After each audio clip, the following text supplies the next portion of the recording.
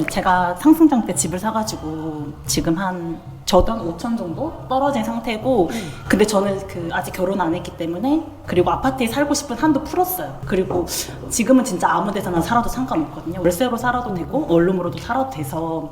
근데 이걸 팔고 투자를 하자니 약간 차라리 뭐 실거주 갈아타기면은 딱 우리 집보다 더 좋은 데로 가고 이런 게 있는데, 이걸 팔아가지고 이 자금으로 투자를 하려니 좀 두렵다고 그래야 되나?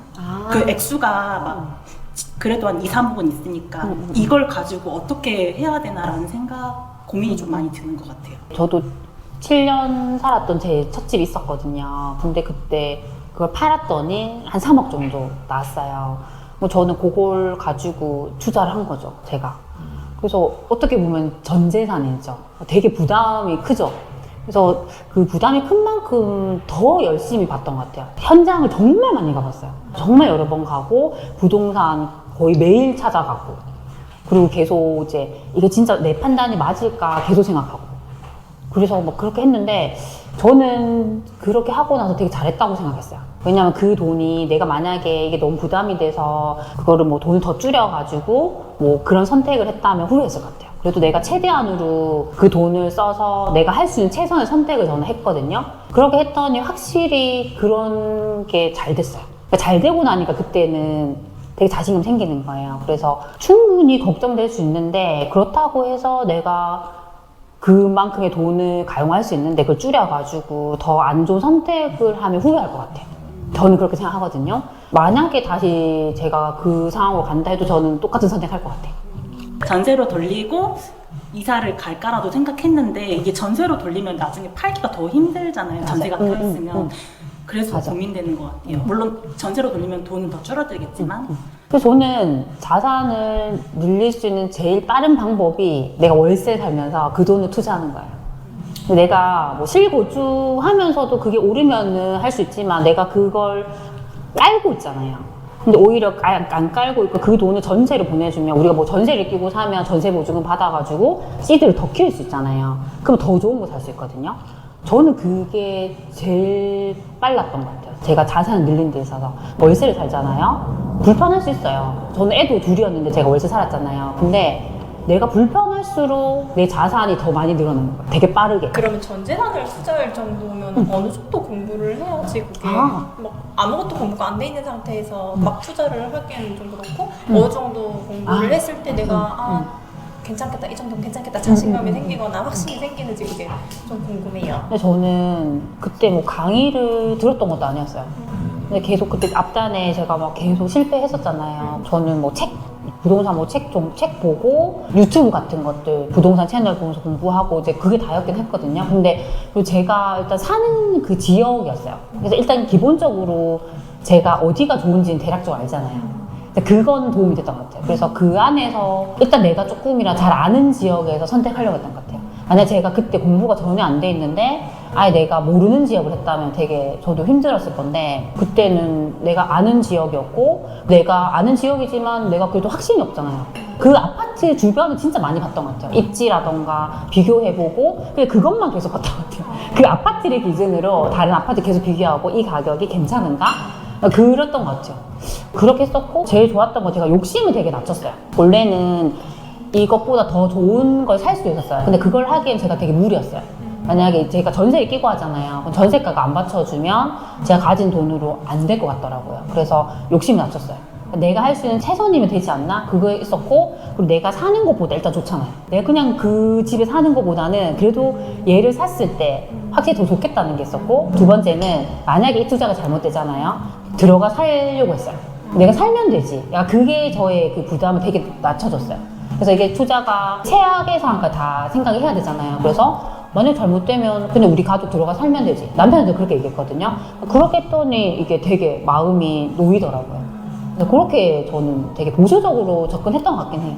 그 돈으로 원래 또 고민했던 곳이 아예 다른 지역, 경기도에 있는 신축 아파트를 고민했어요. 거기를 할까 여기를 할까 했는데, 제가 제대로 정말 제 전 재산을 거는 거잖아요. 그래서 거기도 물론 좋을 수 있지만 내가 모르니까 잘. 혹시나 내가 이걸 샀을 때 내가 모르는 부분이 있을 것 같은 불안함이 있어요. 그래서 조금 욕심을 낮춰서 그래 내가 좀 잘하는 지역을 했죠. 근데 나중에 보니까 거기가 더 많이 오르긴 했어요. 그래서 약간 아쉽긴 했지만 그래도 그때는 제가 거기에 대한 확신이 없었으니까 그래도 내가 조금이라도 잘 아는 지역에서 최선 선택을 하자라는 그냥 그 마음이었던 것 같아요. 내가 어떤 선택을 하던 간에 완벽한 건 없는 것 같아요.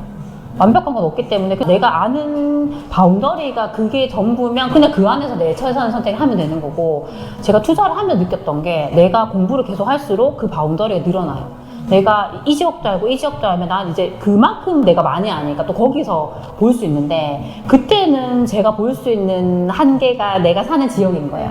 그래서 그냥 나는 이 안에서 내가 최선의 선택을 하자 그냥 그랬던 것 같아요. 그렇게 해도 저는 제 선택이 되게 좋았다고 생각해요. 지금도 만약에 그 상황으로 갔으면 똑같이 했을 것 같아요. 2, 3억으로 투자를 한다고 생각하면 엄청 좋진 않겠지만 그래도 내가 할 수 있는 한 상급지 하나를 사는 게 낫는지, 아니면 좀 더 떨어지더라도 좀 나눠서 투자를 하는 게 나은지. 하나를 사셔야죠. 특히 지금은 우리가 이제 개인이 할 수 있는 게 거의 2주택까지죠. 왜냐하면 3주택부터는 취득세 중과잖아요. 거의 8%. 근데 이게 8%가 정말 부담이 많이 돼요. 그리고 나 종부세도 있죠. 여러 가지 그런 세금에 대한 불이익이 있기 때문에 오히려 지금은 주택을 늘리기보다는 어떻게든지 줄이는 게 전 더 현명하다 생각해요. 그래서 내가 2억이 있든 3억이 있든 이거를 나눠서 여러 채를 하기보다는 하나를 사도 제대로 사는 게 훨씬 낫죠. 그렇게 되면 결국에는 이게 가격이 오르는 원리가 뭐냐면요, 수요예요, 수요.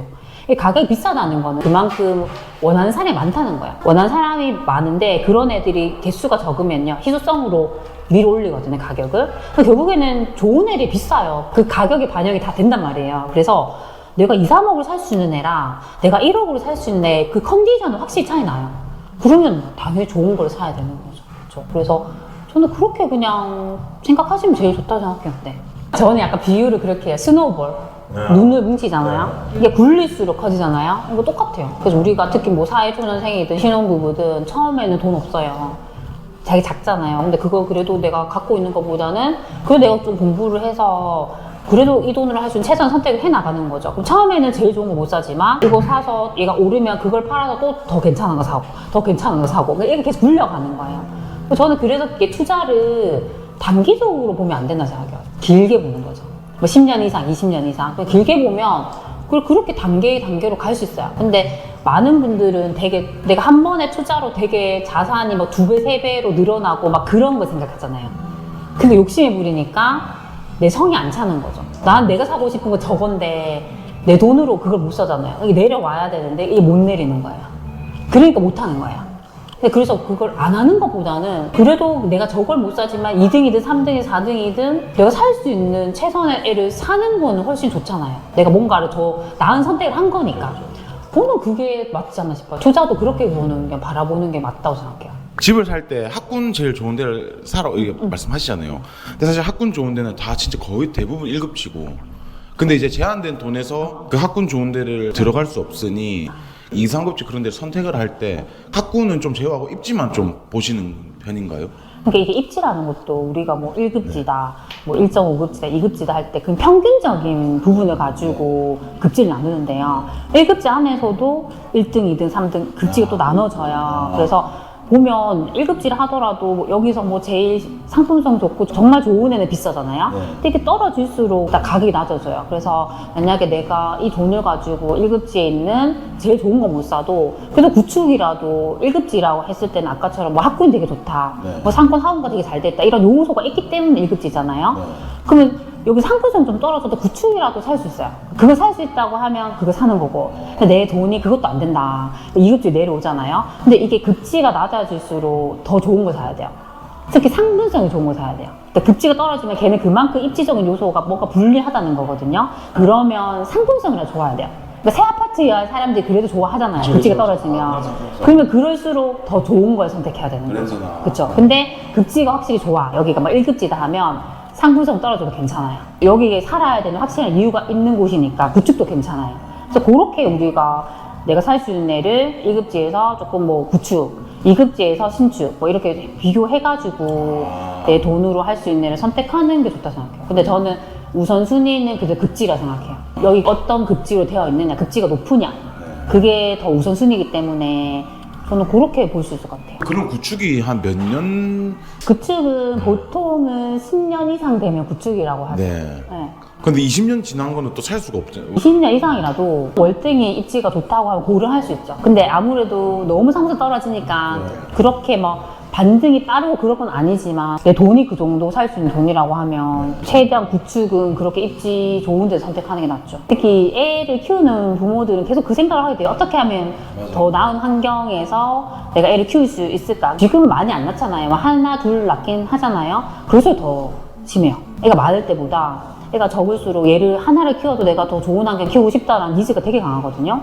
그래서 그런 동네는 확실하게 수요가 많아요. 세비티님 그 분양권 투자하셨을 때 미분양도 투자하시고 프리미엄도 투자하신 걸로 알고 있는데 그때마다 기준이 혹시 있으셨는지 어떻게 투자를 하셨는지. 제가 이제 분양권 할 때는 미분양도 사봤고 초반 프리미엄 주고도 해봤고 입주장에도 해봤어요.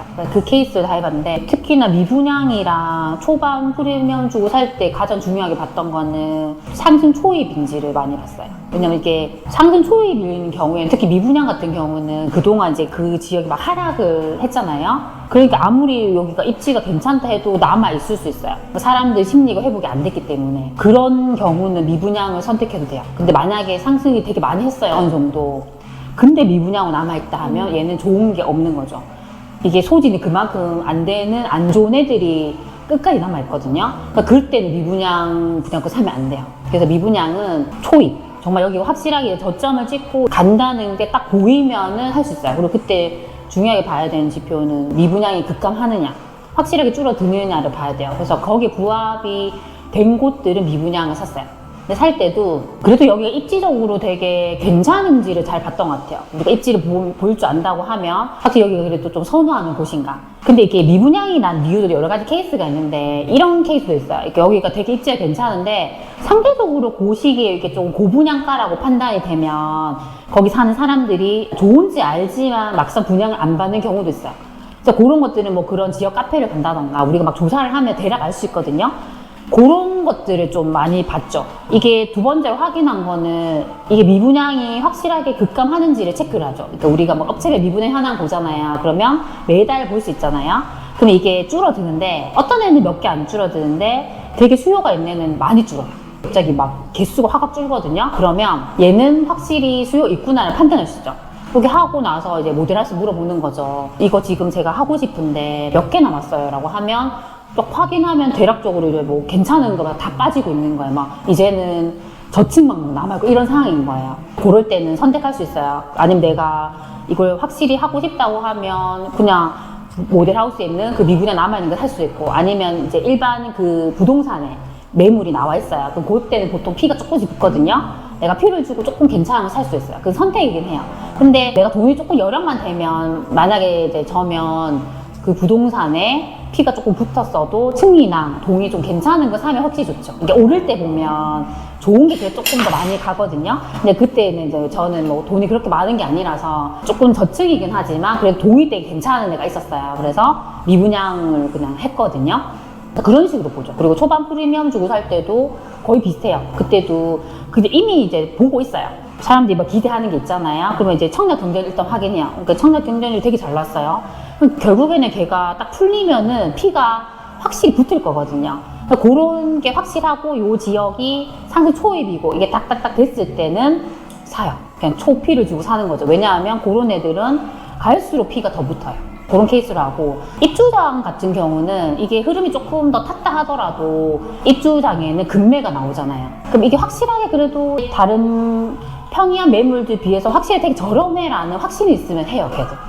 흐름 좀 탔긴 탔지만 그래도 내가 일단 중요한 거는 이걸 확실히 저렴하게 사면은 되는 거니까 그렇게 해요. 그래서 이제 미분양이랑 초피 주고 살 때는 확실하게 상승 초입에 사고 입주장은 이게 조금 지났다 하더라도 이게 확실히 가격적으로 되게 싸게 났어라고 확신이 들면 해요. 그런 식으로 저는 분양권 투자를 계속 했던 것 같아요. 입주장 때는 이제 집을 진짜 이제 제가 사야 되니까 중도금 대출이나 이런 것도 받을 수 있는 똑같이 또 당일에 다 해요. 그때 만나서 우리가 중도금 대출 승계하고 대출도 그때 실행시켜가지고 잔금 대출 실행시켜가지고 그때 잔금 치고 잔금 확인이 돼야지 명의 변경할 수 있거든요. 그래서 명의 변경하고 그렇게 이제 진행을 하죠.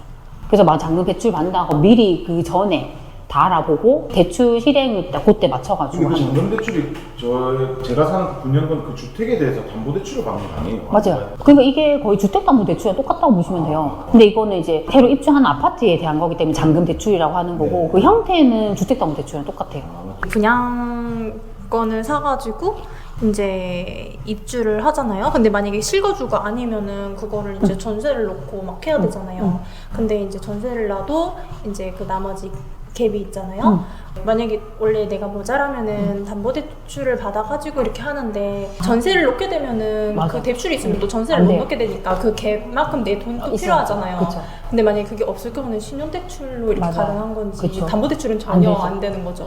그러니까 그게 기본적으로 세입자는 그 집에 대출이 있으면 안 들어오려고 하죠. 근데 이것도 케이스마다 다른데 만약에 나는 꼭 대출을 받아야 된다 하면 보통은 전세 시세보다 확실하게 낮게 하죠. 그러니까 이렇게 낮게 하면 이 집에 대출이 있음에도 불구하고 워낙 싸니까 들어오려는 사람이 있어요. 그런 케이스는 또 되긴 되는데 대부분의 케이스는 대출이 있으면 내 보증금 나중에 못 받을까봐 안 들어오려고 해요. 그래서 그럴 때 보통 다른 대출, 신용대출이든 내가 그동안 뭐 시드를 좀 합쳐가지고 그렇게 이제 하죠. 중도금 대출은 우리가 분양가 기준으로 나오고 잔금 대출은 그때 만약 거래된 게 있으면 시세.